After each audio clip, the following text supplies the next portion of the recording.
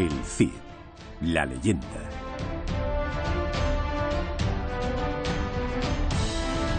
La historia del hombre que se convirtió en mito.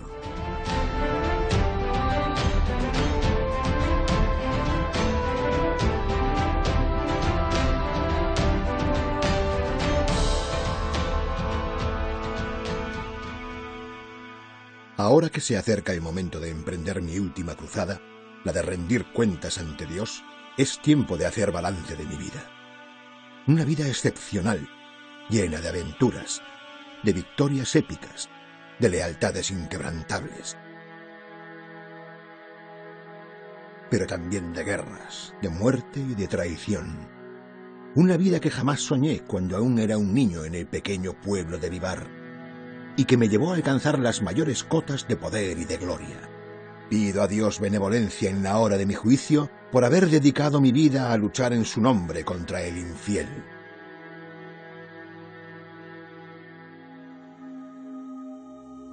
Para hacer un juicio justo de la figura del Cid, de su vida y de los actos que en ella acometió, hemos de remontarnos muchos años en el tiempo, antes de que el propio Cid hubiera nacido.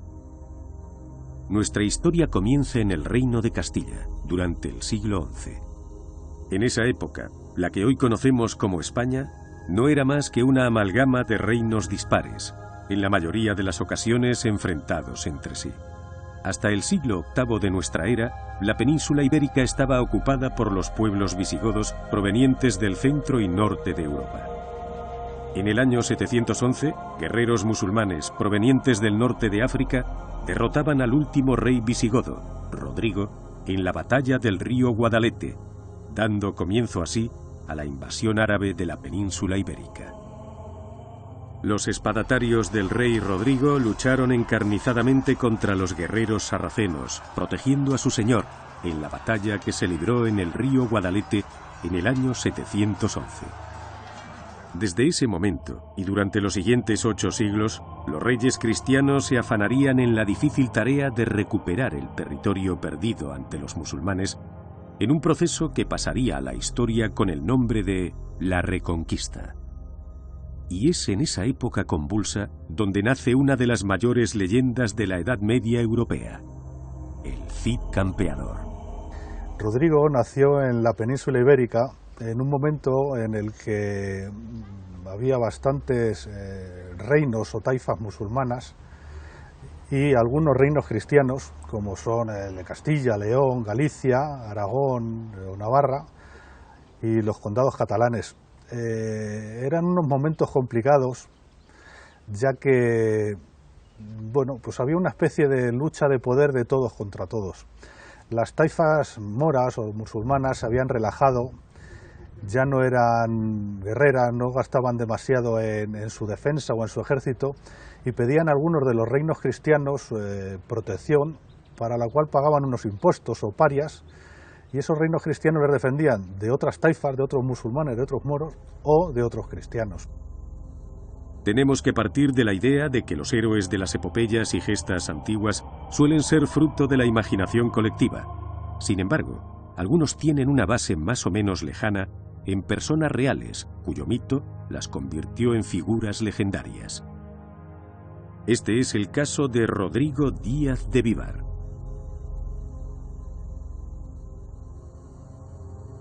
Aunque su biografía cruzó durante siglos mística y realidad, hoy podemos asegurar con toda certeza su existencia, ya que los historiadores nos han ido desvelando múltiples datos contrastados de su vida. La existencia de la figura de Rodrigo ha sido constatada, entre otras cosas, por la aparición de un autógrafo suyo en un texto dedicado a la Virgen María con motivo de la inauguración de la Catedral de Valencia, datado en 1098. En dicho documento podemos ver que se refiere a sí mismo como Ego Ruderico, yo Rodrigo, seguido por la palabra Campi Doctor, es decir, campeador. Pero en realidad, ¿quién fue este héroe legendario? ¿Y qué hay de cierto en toda su leyenda? En este documental vamos a centrarnos estrictamente en la figura histórica del llamado Cid Campeador, apelativo que deriva de la palabra árabe Sidi, señor, y campeador, del latín campi doctor, o lo que es lo mismo, experto o vencedor en el campo de batalla, lo que nos da una muestra más de su carácter. Rodrigo nació a mediados del siglo XI, hacia el año 1045, y aunque no existe evidencia documental explícita sobre el lugar de su nacimiento, recurriendo a la narrativa histórica, podemos concluir que llegó al mundo en la localidad de Vivar, un pequeño municipio a escasos kilómetros de la ciudad de Burgos. Era hijo de Diego Laínez, del que se creía que era descendiente de uno de los jueces de Castilla, y de una mujer, de la que aunque se desconoce su nombre, sí se sabe que pertenecía al aristocrático linaje de los Álvarez. Siendo Rodrigo aún muy joven, entraría en la corte del rey Fernando I, señor de los reinos de Castilla, León y Galicia. Una vez en la corte real, pasaría a formar parte, en calidad de paje, del séquito del infante Sancho, que más tarde se convertiría en el rey Sancho II. Rodrigo trabaría una gran y profunda amistad con el que sería futuro rey de Castilla. Allí sería instruido en sus primeras letras de la mano de eruditos religiosos. De hecho, hoy está documentado que sabía leer y escribir, algo poco común en la época. También sería entrenado en el uso de las armas y formado en las técnicas de combate que debía manejar un guerrero de la época.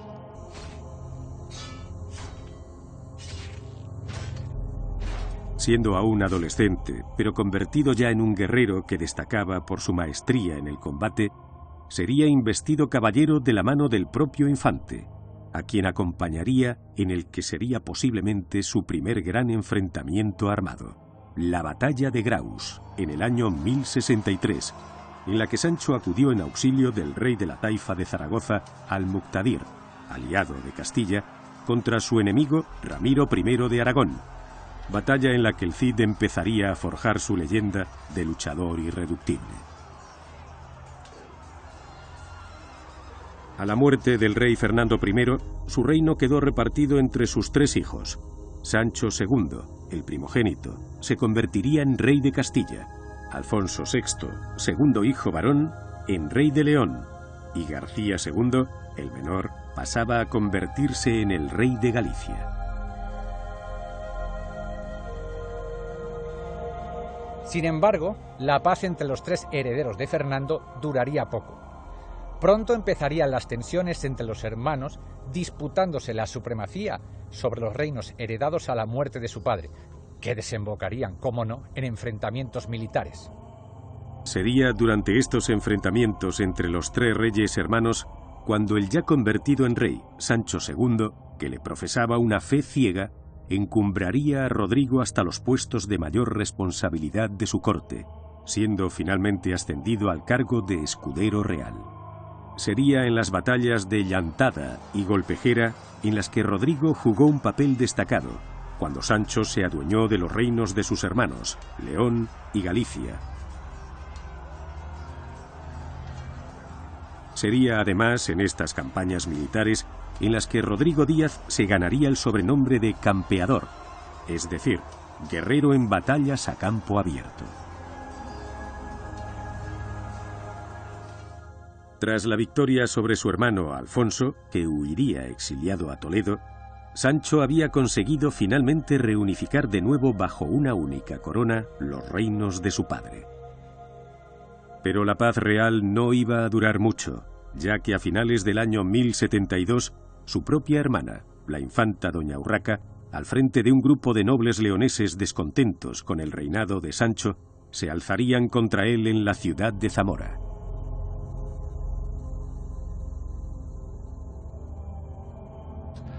El tema principal con doña Urraca yo creo que es más bien, más que el personaje histórico, la figura que ha quedado para la literatura, ¿no? Como una mujer un poco pérfida, porque se supone que ordenó matar a su hermano Sancho durante el cerco de Zamora. Un hecho que en realidad no tiene demasiada base histórica, o por lo menos no la tiene muy clara. Pero lo importante en este tema de Urraca y del Cid en general más que lo que ocurrió realmente es lo que ha quedado para la narrativa, ¿no? Que los personajes se han cargado de mito y Urraca ha quedado un poco como la mala de la película, la que hizo matar a su hermano Sancho para conservar el poder en Zamora. Don Sancho acudiría a sofocar la rebelión, sitiando la ciudad con su ejército y con la ayuda de las tropas del propio Rodrigo, siempre leal a su señor. El sitio de Zamora costaría la vida al propio rey Sancho, que fue abatido por el caballero zamorano Bellido Dolfos.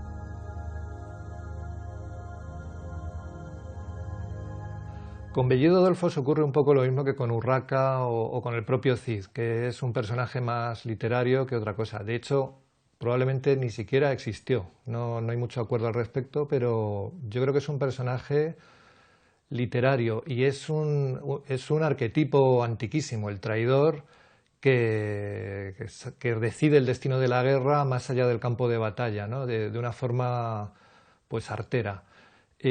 Pero yo estoy con los que piensan que Bellido Dolfos es una invención, es un mito para engordar aún más toda esta trama histórica de la época del Cid. Este episodio militar es uno de los más recreados en cantares de gesta, crónicas y romances populares, por lo que es difícil aún hoy separar la información histórica de la legendaria.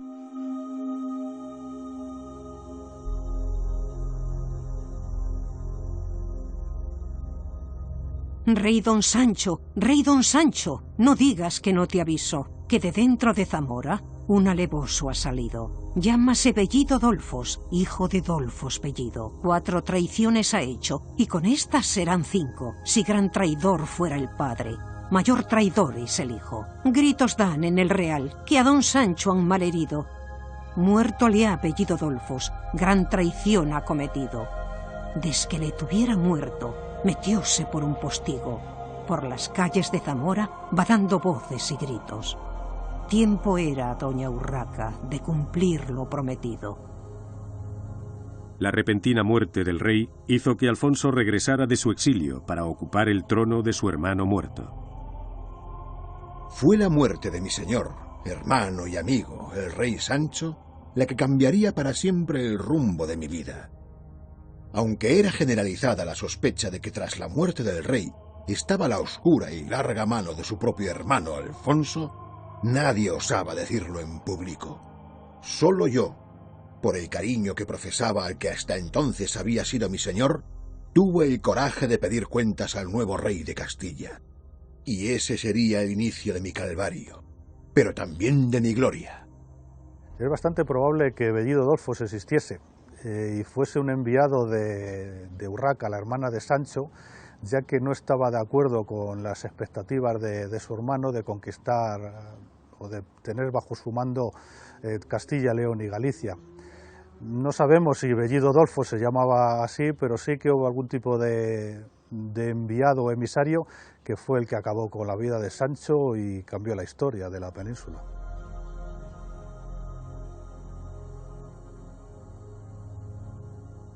Pese a que la tradición nos habla de las malas relaciones entre Rodrigo y el nuevo rey, Alfonso VI, como se nos narra en el famoso episodio conocido como La Jura de Santa Gadea, por el que Rodrigo obligó al nuevo rey a jurar públicamente que no tuvo participación alguna en la muerte de su hermano.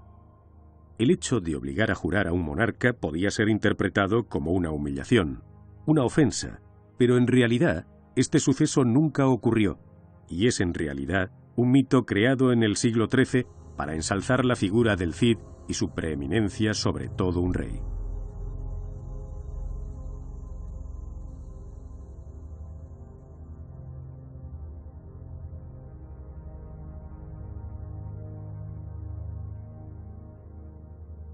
Bueno, de la veracidad de la Jura de Santa Gadea no hay nada escrito, no hay documentación que digamos que eso fuera, que pudiéramos agarrarnos a esa documentación para decir que existió esa jura. Pero lo que sí es cierto que las leyes antiguas romanas tenían eso, era tal el caos que había de muertes que el veneno y el cuchillo actuaban continuamente. Entonces, para librarse de esas matanzas, regicidios, pues se sacaron leyes. De momento quedaba el excomulgado el que incitara al regicidio, ¿no? El que aconsejara, incitara o pagara para que se le matara al rey, quedaba excomulgado de momento. Y luego tenía que jurar ante la corte o ante algo sagrado de que no había tomado parte ni directa ni indirectamente de ese regicidio.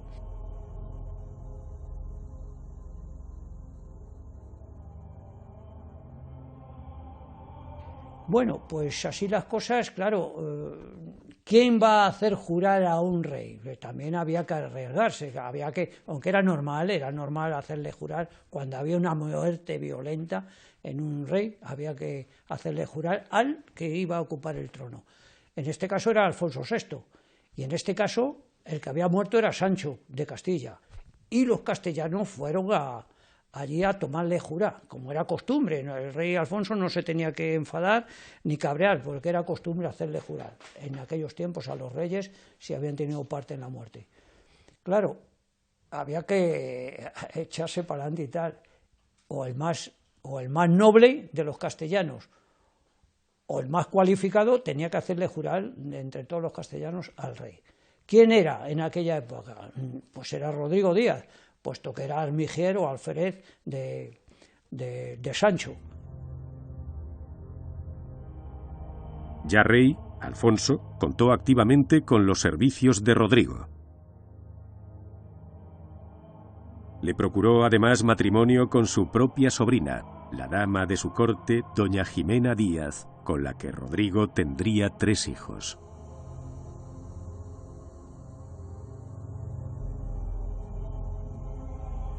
Jimena Díaz, como se llamaba a causa de su matrimonio con Rodrigo, era hija de un noble asturiano y de Cristina Fernández. Probablemente se casó Rodrigo con Jimena por amor, ya que las arras son el documento que se hace con los bienes que el marido otorgaba a la mujer en el momento de su matrimonio. Las arras que le concedió a Rodrigo a Jimena eran muy superiores a las que las leyes de Castilla dictaban en aquellos momentos. Rodrigo se acogió a las de León y como mínimo cedió la mitad de sus bienes a su mujer. Le otorgó también el cargo de embajador en el reino taifa de Sevilla en el año 1079, con la misión de cobrar las rentas que le adeudaba el entonces rey árabe Al-Muqtamid. Todo esto nos demuestra que, contrariamente a la leyenda popular, las relaciones entre rey y vasallo eran por aquel entonces excelentes. Pero si esto era realmente así, ¿qué fue lo que causó la feroz enemistad que surgiría entre ambos? Pues esencialmente sus disputas tuvieron origen en razones políticas y militares. Tras 10 años de fiel vasallaje a su rey, Rodrigo decidió por iniciativa propia emprender una campaña militar sobre las tierras de Gormaz, en Soria, en manos cristianas que habían sido atacadas por musulmanes procedentes de la taifa de Toledo. Bueno, las relaciones entre cristianos y musulmanes en aquella época, pues podemos verlas a varios niveles. Tengamos en cuenta que es una época en la que la guerra es una actividad económica cotidiana. O sea, no era cuestión de si iba a haber guerra o no, sino cuándo llegaba, pero siempre la había. El saqueo de frontera y tal era constante y era parte del intercambio económico de la época.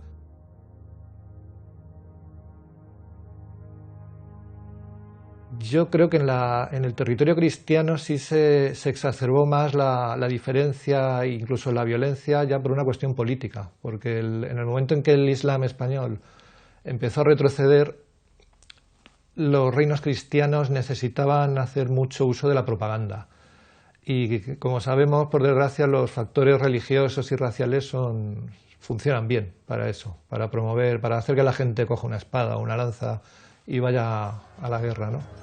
El Cid había emprendido esta campaña de rescate a pesar de ser consciente de que el agresor, Al-Qadir, era un regente musulmán que contaba con la protección explícita del propio rey Alfonso. las huestes del caballero castellano penetraron en los territorios toledanos de Alcadir, entregándose a una campaña brutal de saqueo de campos de cultivo y poblaciones de esta taifa. Alfonso VI, muy contrariado con la actuación de Rodrigo, pues los actos de su vasallo ponían en riesgo sus negociaciones con su aliado, el príncipe toledano, decidió condenarle al destierro, acusándole de deslealtad. De este modo, el noble castellano abandonó sus tierras y marchó al destierro en busca del señor a quien ofrecer sus servicios y su extensa experiencia en el terreno militar. Acompañado de sus hombres, el campeador abandonó Burgos por la puerta del Arco de Santa María. El cantar del mío Cid hace salir al Cid por este lugar después de haberse hincado de rodillas ante la antigua catedral románica y haberle rezado a Santa María. Acabada la oración, al punto cabalgaba. Salió por la puerta y el Arlanzón cruzaba. Más tarde se dirigió a San Pedro de Cardeña, donde se hallaba refugiada su esposa, doña Jimena, con sus 3 hijos pequeños, con el fin de poder despedirse de su familia.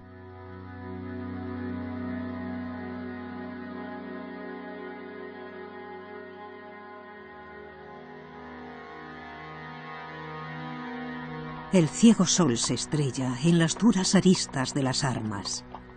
Llaga de luz los petos y espaldares y flamea en las puntas de las lanzas. El ciego sol, la sed y la fatiga, por la terrible estepa castellana, al destierro con 12 de los suyos, polvo, sudor y hierro, el Cid cabalga.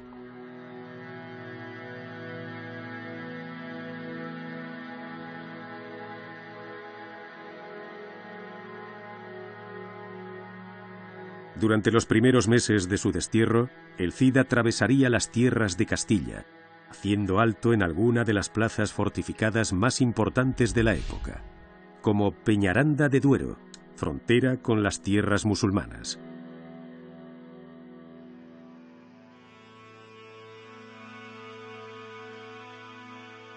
Posteriormente, las huestes del Cid pasarían cerca de la villa de Atienza, a la que denomina una peña muy fuerte. Es muy posible que la Castejón a la que se refiere el cantar donde se alojó el Cid en su destierro sea en realidad la villa de Jadraque. Aunque su castillo es denominado del Cid, en realidad su construcción es muy posterior a la época de nuestro héroe, ya que fue edificado en el siglo XV por el cardenal Mendoza. A la mañana siguiente se ponen a andar. En la llamada Medina se iban a albergar. Aunque el cantar cita a Medinaceli como plaza castellana, en realidad fue territorio musulmán en vida de Rodrigo, ya que Medina, muy importante por su posición estratégica, no fue tomada por Alfonso VI hasta el año 1104, 5 años después de que el Cid muriera en Valencia. Algunos estudiosos creen que el autor del cantar, o uno de los autores, pudo ser de Medinaceli.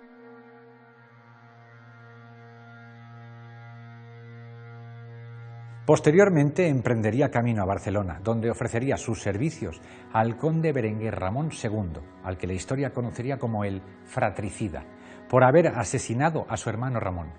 Finalmente, sin embargo, no se llegó a un acuerdo entre ambos, debido, al parecer, a una imposición de Berenguer Ramón, que lo ponía ante la posibilidad de, eventualmente, tener que luchar contra Alfonso VI, a quien él siempre reconoció como su señor.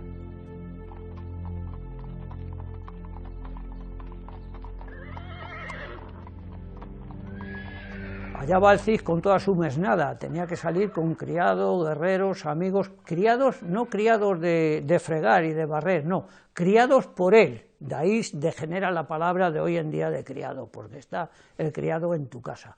El criado por él le enseñó a manejar las espadas, él le enseñó a comportarse como un caballero.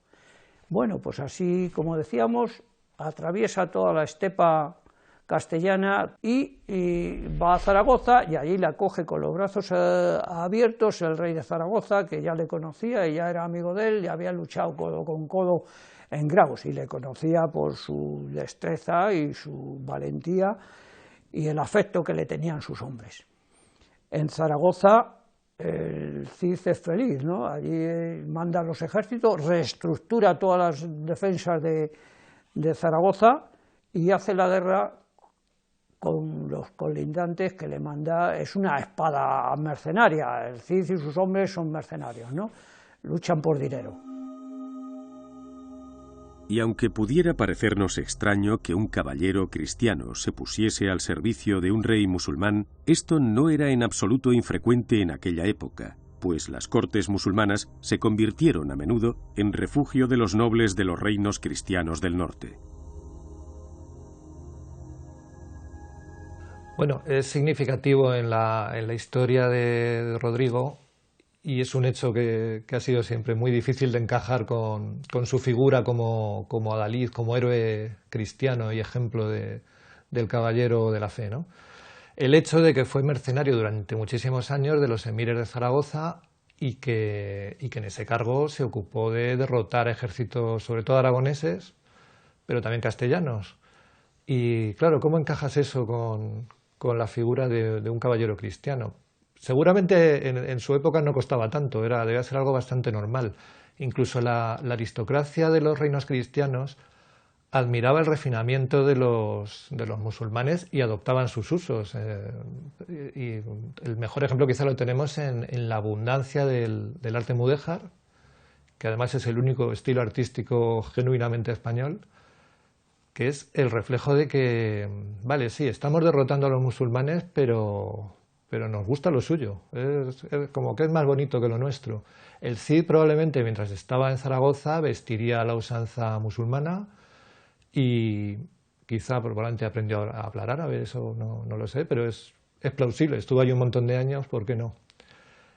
Y probablemente sin abandonar la fe cristiana sentía cierto respeto, cierta admiración por lo que veía en Zaragoza.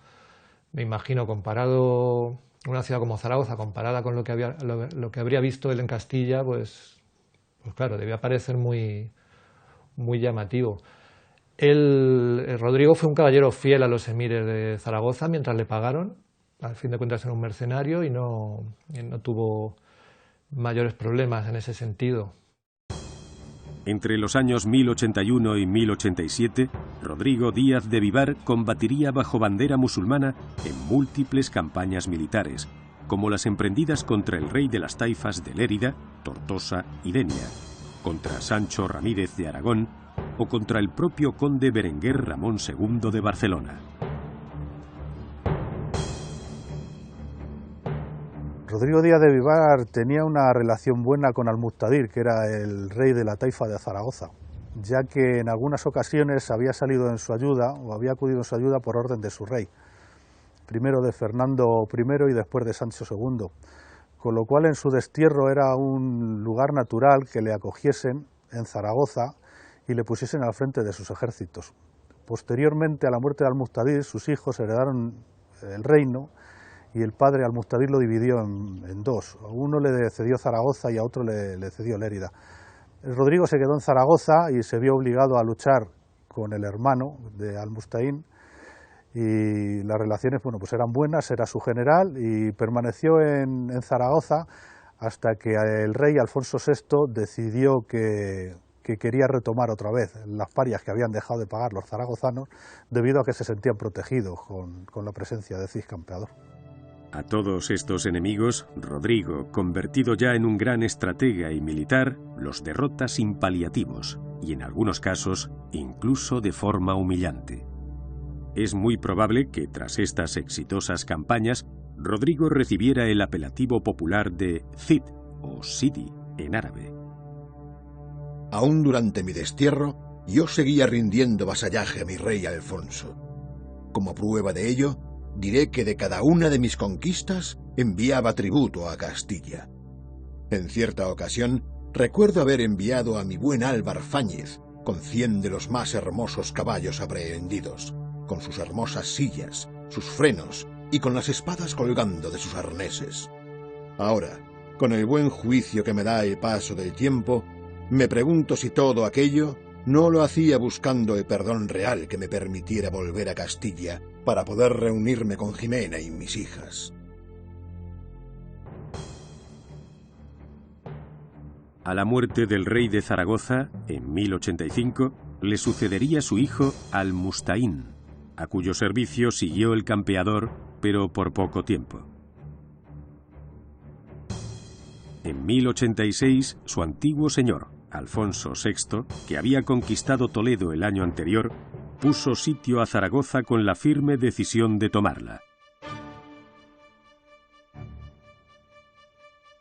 Sin embargo, el 30 de julio de ese año, el emperador de Marruecos desembarcó con sus tropas, los almorávides, dispuesto a ayudar a los reyes andalusíes frente a los avances cristianos. Los almorávides a veces se les confunde con una dinastía, pero no es exactamente eso. Era más bien una secta de monjes guerreros de origen norteafricano que, bueno, como tantas otras, quiso recuperar la pureza del Islam y formar un gran imperio, y lo consiguió. Hizo un imperio bastante notable en toda la zona de lo que hoy es Marruecos, Argelia, hasta Mauritania incluso. Y bueno, pues lo que tienen los imperios es que buscan la expansión, y vinieron a España, a la península ibérica, mejor dicho, no tanto a ayudar a los reinos andalusíes como a asimilarlos y, a ser posible, también a conquistar territorio de los reinos cristianos.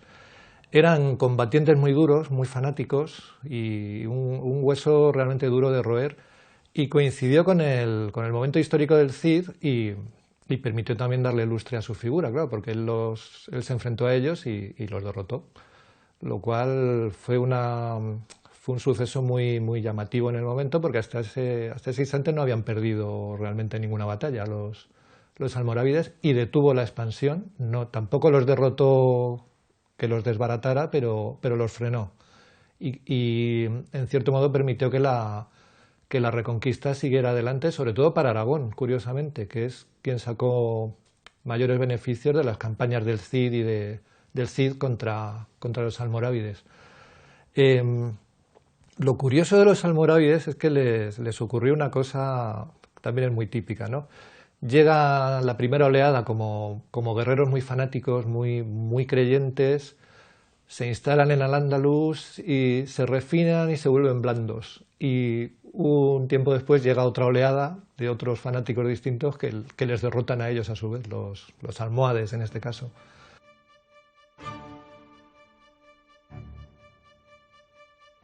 Ante la llegada de estas tropas provenientes de África, el rey de Castilla tuvo que levantar el cerco y dirigirse hacia Toledo para preparar la contraofensiva. Sin embargo, esta batalla se saldaría el 23 de octubre, con una gran derrota castellana conocida como la de Sagrada. Apremiado por esta derrota, Alfonso VI pediría auxilio a sus aliados para hacer frente a la creciente amenaza almorávide, y es entonces cuando, al parecer, se produce la reconciliación entre el rey cristiano y el Cid. Alfonso VI pudo haber perdonado a Rodrigo por un motivo estrictamente pragmático: la necesidad que tenía de reunir a caballeros y caudillos de gran valor militar, como lo era sin duda Rodrigo, con los que enfrentarse al nuevo poder que llegaba del norte de África. El campeador recibiría, pues, el mandato de expulsar del territorio valenciano a todos los aspirantes al dominio de la zona, bajo la promesa de poder adueñarse de todas las tierras que conquistase el Levante bajo el nombre del rey. El Cid cumpliría este mandato a la perfección, ganando para el rey y para sí mismo los territorios de Sagunto y Alpuente,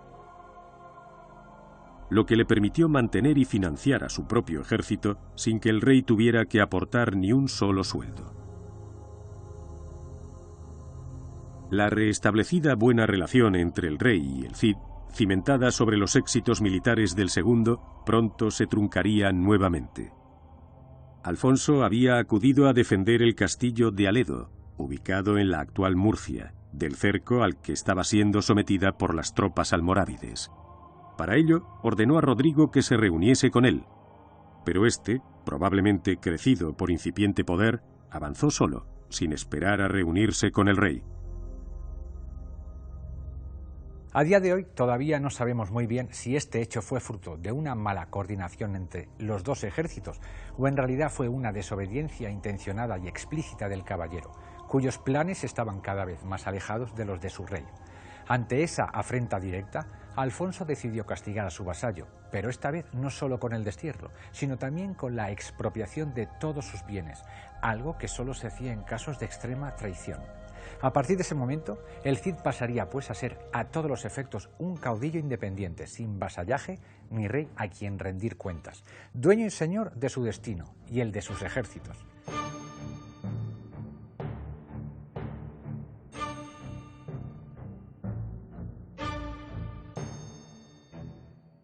El caso de Aledo depende mucho de cómo se analice. Se ha dicho que el Cid no acudió porque no le dio la gana, porque no quiso. Otros dicen que simplemente hubo un problema de comunicaciones y llegó tarde. Eso habría que estar en la piel de los protagonistas para saber qué ocurrió realmente. Yo personalmente pienso que fue más un malentendido porque el Cid no era un hombre que se escabullera de la lucha, entonces no tenía ningún motivo para no ir a la batalla. Pero las consecuencias que sí conocemos sí fueron importantes, porque efectivamente a Rodrigo le desposeyeron de sus bienes, le desterraron otra vez, y eso fue el disparador de la campaña al final sobre Valencia, que tuvo unas consecuencias históricas notables, porque bueno, arrebató una ciudad muy importante a los musulmanes, supuso una quiebra en la ofensiva de los almorávides, que hasta ese momento no se habían podido detener, y fundamentalmente le facilitó mucho las cosas a Aragón en su expansión hacia el sur, que hasta ese momento estaba muy parada. Y después de los episodios de Valencia y la serie de batallas que hubo en toda la región, es verdad que esa parte de las taifas que había resistido muy bien hasta ese momento quedó muy debilitada. La ruptura con el rey Alfonso fue percibida como una posible debilidad de Rodrigo por sus enemigos, tanto moros como cristianos, quienes aprovecharon para atacarle. La respuesta del de Vivar fue contundente, derrotando a todo aquel que desafió su hegemonía, lo que le sirvió para consolidar sus fortalezas en Levante. A raíz de estos hechos, el Cid se convirtió en la figura más poderosa de todo el territorio oriental de la península, estableciendo un protectorado sobre Levante que tenía como áreas que habían de rendirle tributo a Valencia, Lérida, Tortosa, Denia, Albarracín, Alpuente, Sagunto, Xérica, Segorbe y Almenara. Ante el enorme poder y riqueza que empezaba a atesorar el caballero, en mayo de 1092 Alfonso VI decidió apropiarse por la fuerza de Valencia, para lo que selló alianzas con otros líderes regionales, entre los que se encontraban Ramón Berenguer, Sancho Ramírez y la flota de Génova y Pisa. Frente a este ataque combinado orquestado por su otrora rey, la victoria del Cid, genio militar indiscutible, fue inapelable y su venganza terriblemente cruenta. Arrasó las tierras de Calahorra y Nájera e incluso llegó hasta la ciudad de Logroño, sembrando el terror a su paso. La repercusión de su derrota a manos del que había sido su vasallo en el ánimo del rey Alfonso fue inmediata. Escribió al Cid una carta perdonándole y reconociéndose a sí mismo como culpable de sus desavenencias. Y por fin llegó lo que tanto ansiaba, el perdón de mi rey y señor. Ante eso, yo no podía hacer otra cosa que clavar mis rodillas y mis manos en el suelo y poner a su servicio mi espada y todas las de los que conmigo estaban. Se avecinaban sin duda tiempos difíciles, y en esos momentos debíamos estar unidos de nuevo defendiendo la causa de la cristiandad.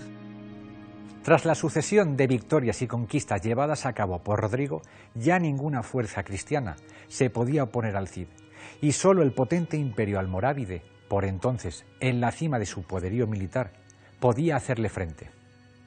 Fue precisamente la amenaza almorávide lo que definitivamente llevó al Cid a dar un paso más en sus ambiciones en Levante.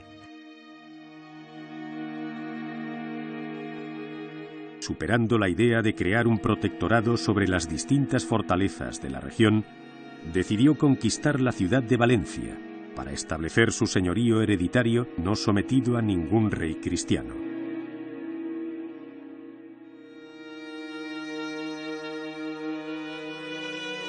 Tras hacerse con Valencia sin necesidad de emprender combate, el Cid fue tomando plazas por todo el Levante, imponiendo el cobro de grandes cantidades de dinero en concepto de tributos. Para hacernos una idea del capital que fue recaudando Rodrigo, diremos por ejemplo que recibió 50.000 dinares por Denia, Tortosa y Lérida, por Alpuente 10.000 y el más importante, 52.000 dinares por Valencia. Gracias a todas estas conquistas, el Cid controlaba prácticamente todas las tierras de Levante. Era tal la fama del Cid y de sus mesnadas, las más numerosas y valientes de toda la península, que a ellas se les sumaban hombres procedentes de remotas partes de Europa y África. En el otoño del año 1092 se produce una sublevación en Valencia, encabezada por el cadí Ben Jafá, quien por las armas depone al visir nombrado por el propio Cid. Al conocer la noticia, el campeador, encolerizado, regresó de inmediato a Valencia y puso cerco a la ciudad.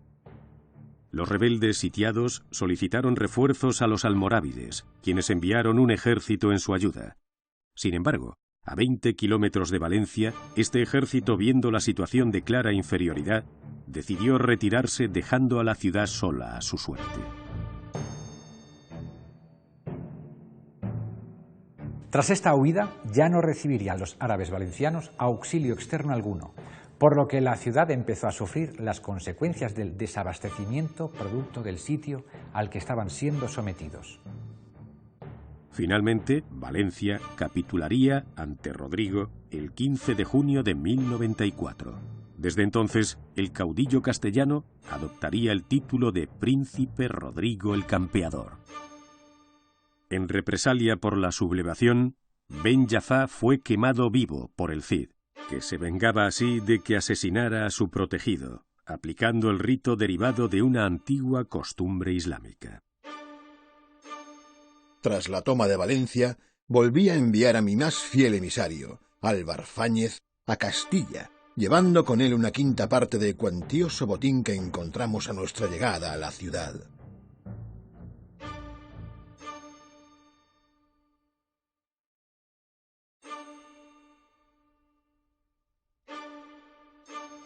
Álvar Fáñez, Áñez o Yáñez es otro añadido al mito del Cid. El personaje existió realmente, era un importante capitán del ejército castellano, pero la verdad es que nunca fue el lugarteniente ni la mano derecha del Cid. De hecho, incluso puede que no coincidieran casi nunca. Incluso puede que ni siquiera se llevaran bien. Pero el poeta que compuso el cantar, por algún motivo, los quiso poner a los dos grandes capitanes de la época, los quiso poner juntos y subordinó a Minaya al Cid. Pero eso fue una ocurrencia del poeta, porque realmente Álvar Fáñez hizo su vida, hizo sus guerras y sus campañas, él sí por Castilla, y realmente su relación con el Cid fue, si la hubo, fue muy puntual y muy ocasional. Pero, a pesar de haber sofocado inicialmente la revuelta en el Levante, la presión almorávide no cesaba. Solo unos meses más tarde, a mediados de septiembre, un nuevo ejército al mando de Abu Abdalá, sobrino del emperador Yusuf, llegaría hasta Quart de Poblet, a 5 kilómetros de la capital levantina, y la sometió a asedio. Pero nuevamente fueron derrotados por el Cid en una cruenta batalla campal.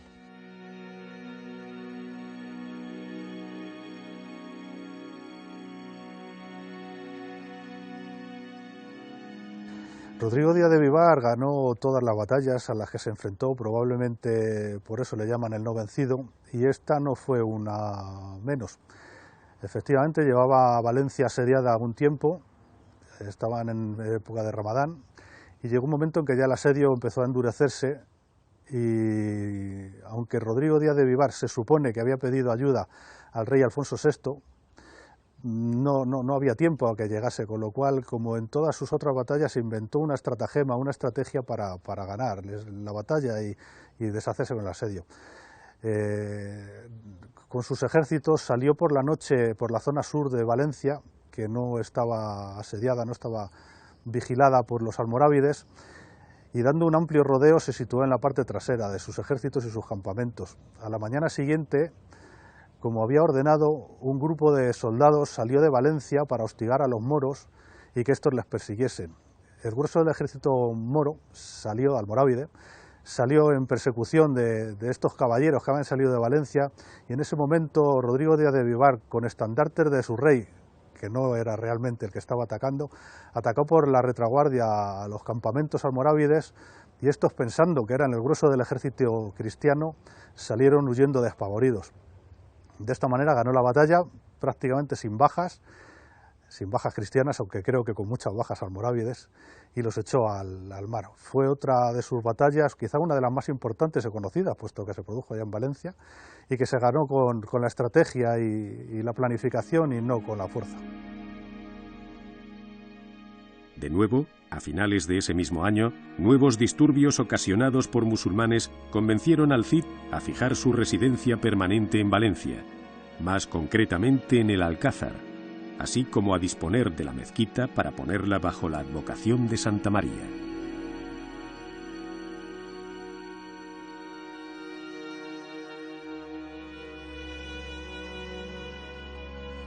A principios de 1097 se produciría la última expedición almorávide en vida de Rodrigo, comandada por Muhammad ben Tashufin.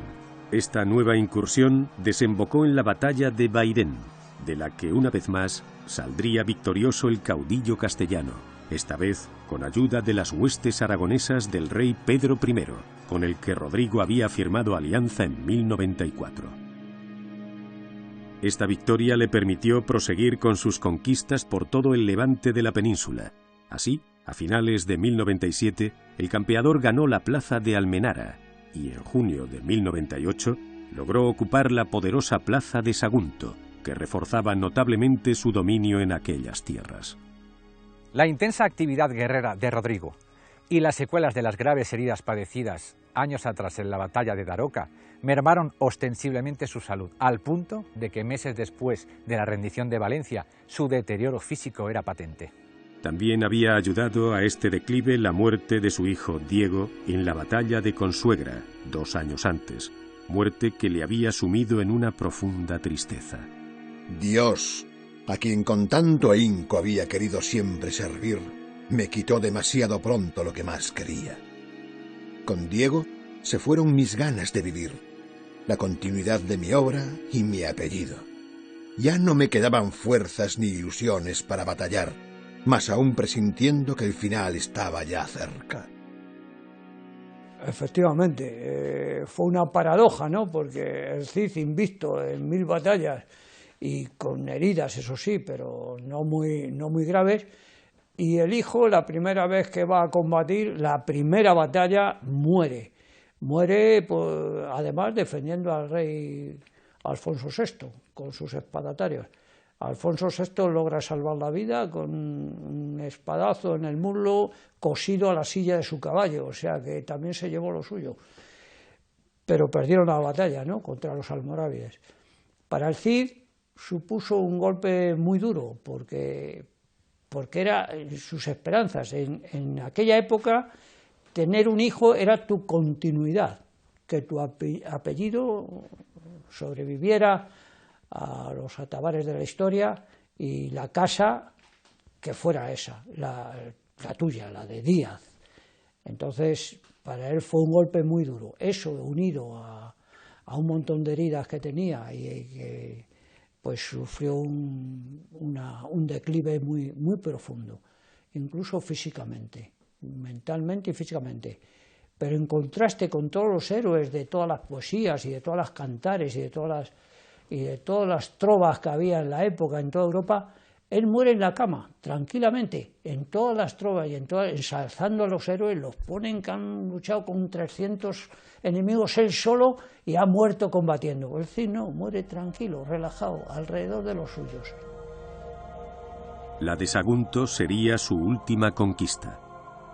Apenas un año después, hacia mayo de 1099, el Cid moría de muerte natural en Valencia cuando contaba con 55 años de edad, algo normal en una época en la que la esperanza de vida eran 50 años. Su esposa, Jimena, se convertía así en señora de Valencia. Durante unos años, la viuda de Rodrigo consiguió defender la ciudad de los musulmanes, gracias a la ayuda de su yerno Ramón Berenguer III. Pero en mayo de 1102, ante la imposibilidad de defender por más tiempo el Principado, la familia y la corte del Cid, abandonaron Valencia con la ayuda del rey Alfonso VI, no sin antes aplicar la táctica de tierra quemada, desvalijando e incendiando la ciudad antes de partir. Valencia fue conquistada al día siguiente de su salida por los almorávides y permaneció en manos musulmanas hasta el año 1238, cuando sería definitivamente reconquistada por el rey Jaime I. En cuanto al cuerpo de Rodrigo, doña Jimena lo llevó consigo tras el desalojo e incendio cristiano de la capital levantina y lo enterró en el monasterio de San Pedro de Cardeña, en Burgos.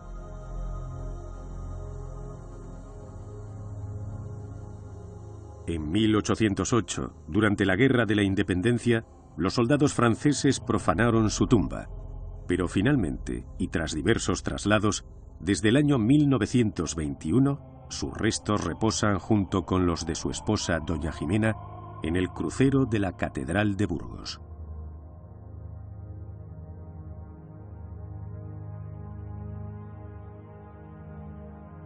Llegaba así al fin de mis aventuras, las de un simple guerrero que de infanzón pasó a ser alférez, de alférez a señor y de señor a leyenda, y que puede decir, lleno de orgullo, que a pesar de no nacer de sangre azul, sus nietos llegarían a ser reyes.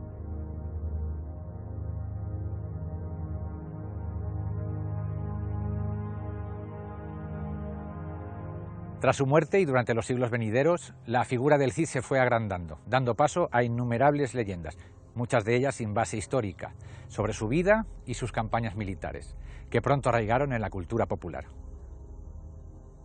A ello contribuyó especialmente un género literario, la poesía épica, y especialmente el Cantar del Mío Cid, obra anónima escrita alrededor del año 1200, es decir, 100 años después de la muerte del Cid. Se trata de una obra compuesta de 3.730 versos que relata las hazañas heroicas inspiradas libremente en la vida del caballero castellano, y lo que en él se cuenta, aunque con tintes de ficción, refiere en realidad los episodios históricos más relevantes de su vida.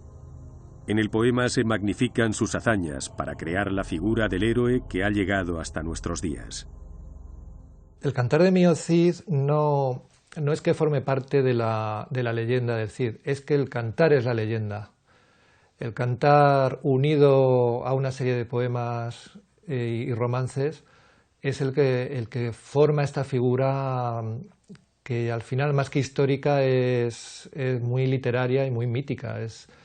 El Cid es el arquetipo del caballero cristiano y del caballero castellano. Es un elemento propagandístico de primer orden para el reino de Castilla. Entonces, en ese sentido, el cantar es sobre todo una gran obra de propaganda, una propaganda muy, muy hermosa, muy bien hecha, que mezcla elementos históricos con invenciones y con medias invenciones, pero lo hace bien, lo hace con talento. Es una obra que luego se ha utilizado posteriormente, incluso muy posteriormente, para añadir más mito a la formación de un espíritu nacional, ¿no?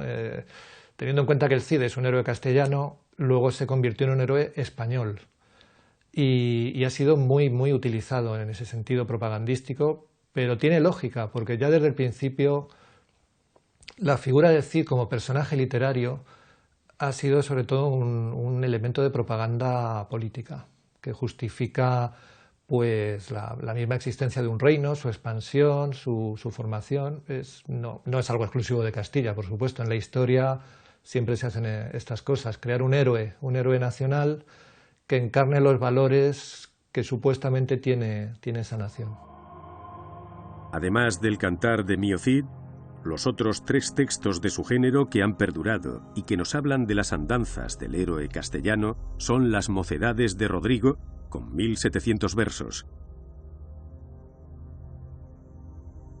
el Roncesvalles, de unos 100 versos, y una corta inscripción de un templo románico conocida como Epitafio épico del Cid.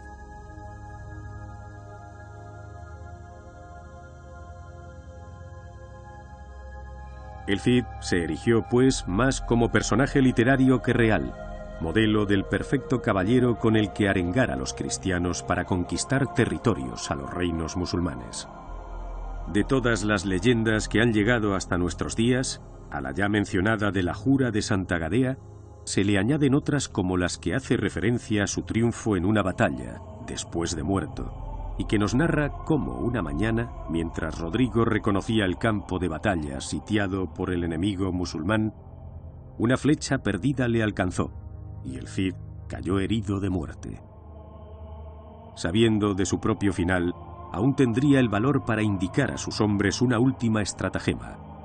Ordenó que embalsamaran su cuerpo y que, ya muerto, cabalgara sobre su caballo Babieca en la siguiente batalla, comandando a sus tropas.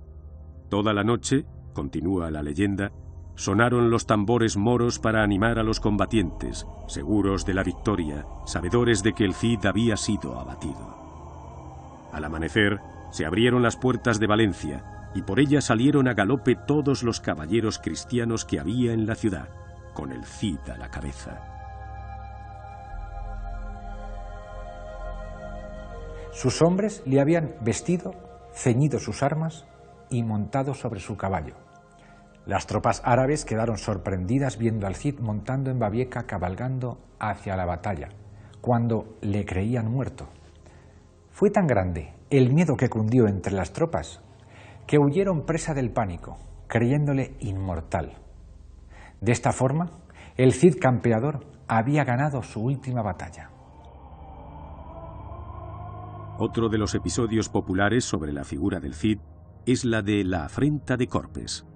En él se narra cómo los infantes de Carrión, nobles de origen castellano, pidieron al Cid la mano de sus hijas. Este, satisfecho por la alianza política que esto suponía, aceptó de buen grado. Sin embargo, al llegar a Valencia, los infantes dieron muestras de cobardía al no querer enfrentarse a los musulmanes que sitiaban la ciudad. Cobardía que quedó demostrada una vez más al asustarse de un león amaestrado propiedad del Cid. Este, prosigue la leyenda, lo cogería del cuello y lo llevaría hasta su jaula, entre las risas de sus tropas y la vergüenza de los infantes.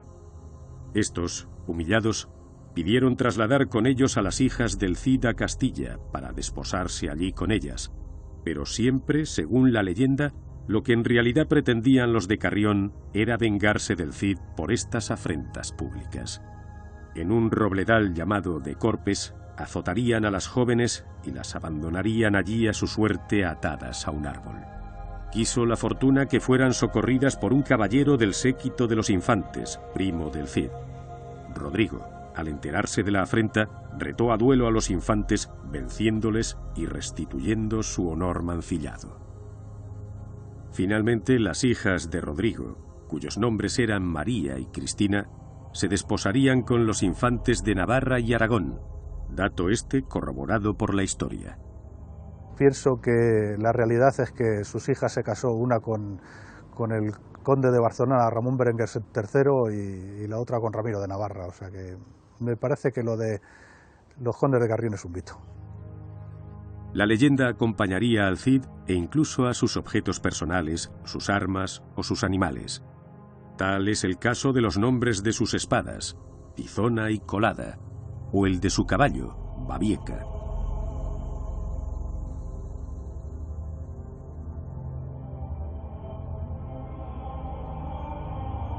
Todas estas leyendas consiguieron que la figura del Cid fuera considerada a través de los siglos como la de un auténtico superhombre, modelo de reyes y caballeros cristianos en la Edad Media. Su fama llegaría a ser tal que en el siglo XVI se produjo incluso un intento de canonizarlo.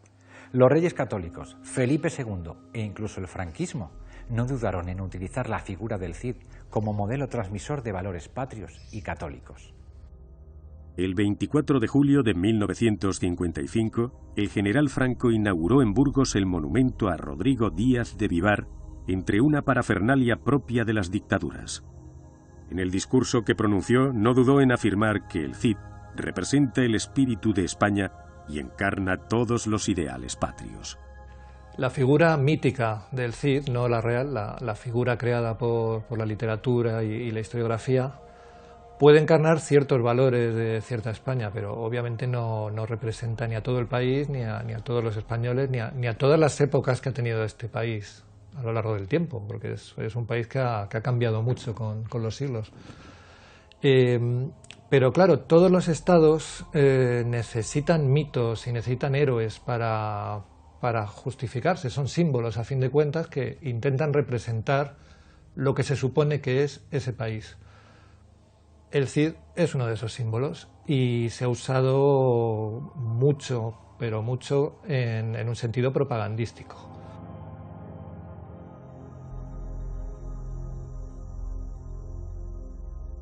Lo que podemos decir es que en parte es personaje real, en parte es personaje literario, y eso ya no tiene arreglo, es así, es su figura, fuera él como fuera, la persona de Rodrigo Díaz de Vivar, ya está totalmente impregnado del mito literario e histórico, y tampoco pasa nada porque sea así.